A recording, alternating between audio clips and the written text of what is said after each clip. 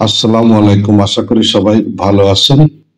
আওয়ামী লীগ সরকারের পতনের পর থেকে যুবদল, ছাত্রদল সহ বিএনপির যে সমস্ত অঙ্গ সংগঠন রয়েছে তাদের আসলে কার্যকলাপ খুব একটা ভালো মনে হচ্ছে না। কি কারণে? যে আগে যে সমস্ত কাজ কারবার করত ছাত্রলীগ, যুবলীগ, স্বেচ্ছাসেবক লীগ, এখন সেই সমস্ত কাজ কারবার করার দায়িত্ব মনে হচ্ছে যে যুবদল বা ছাত্র দলের উপরে পড়েছে। নরসিংদী রেলওয়ে স্টেশনে চাঁদাবাজি, শ্লীলতাহানি ও নির্যাতনের অভিযোগ উঠেছে নরসিংদী শহর যুবদলের আহ্বায়ক মাহমুদুল হাসান চৌধুরী সুমনের বিরুদ্ধে। মোটা অঙ্কের চাঁদা না দেয় শারীরিকভাবে হয়রানিরও অভিযোগ করেন রেল কর্মকর্তা কর্মচারীরা। এই ঘটনায় বুধবার ২৬ ফেব্রুয়ারি নরসিংদী রেলওয়ে স্টেশনের স্টেশন মাস্টার আবু তাহের মোহাম্মদ মুসা নরসিংদী জেলা প্রশাসক বরাবর একটি লিখিত অভিযোগ দায়ের করেন।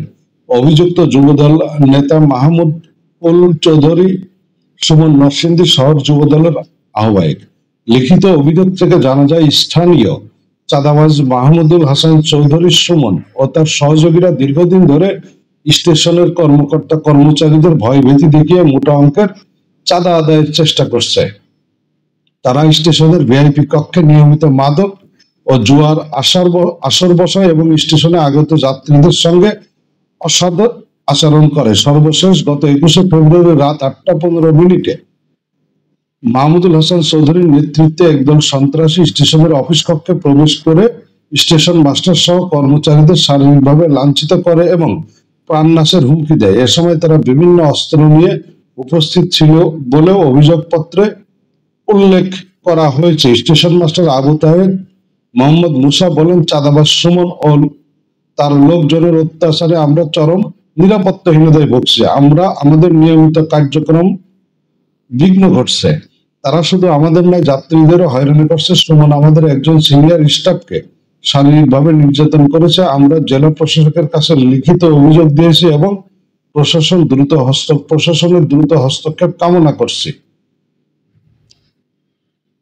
তো এই হচ্ছে আসলে ব্যাপার, যে একটা দেশ আসলে একটা পরিবেশ পরিস্থিতির মধ্যে থেকে আরেকটা পরিবেশ পরিস্থিতির মধ্যে আসছে গত ৫ই আগস্ট বৈষম্য বিরোধী ছাত্র আন্দোলনের জেরে। তো এইখানে যে সমস্ত বড় বড় রাজনৈতিক দল আছে, বিএনপি এবং বিশেষ করে জামায়াত ইসলাম, তাদেরকে আসলে কিছুটা দায়িত্বশীল হতে হবে। আর দায়িত্বশীল যদি না হয় তাহলে আওয়ামী লীগকে মানুষ যেভাবে ছুঁড়ে ফেলে দিয়েছে তাদেরকে ছুঁড়ে ফেলে দিতে সময় লাগবে না। যদিও জামায়াত ইসলামী আপনার অনেক ধৈর্য সহকারে সমস্ত কিছু হ্যান্ডেল করছে এবং জামায়াত ইসলামীর নেতাদের বিরুদ্ধে এখন পর্যন্ত তেমন কোনো অভিযোগ নেই বললেই চলে।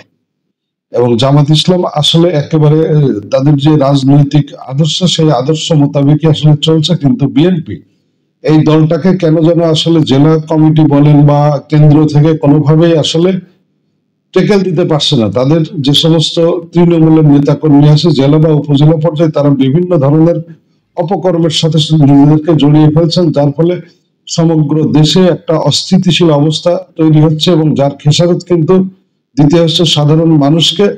তো এইভাবে যদি চলতে থাকে তাহলে বিএনপিকে মানুষ খুব একটা ভালো চোখে দেখবে বলে মনে হচ্ছে না এবং বিএনপির আসলে ভবিষ্যৎ খারাপ, এই ব্যাপারে নিশ্চিতভাবেই বলা যায়। ভালো থাকবেন সবাই।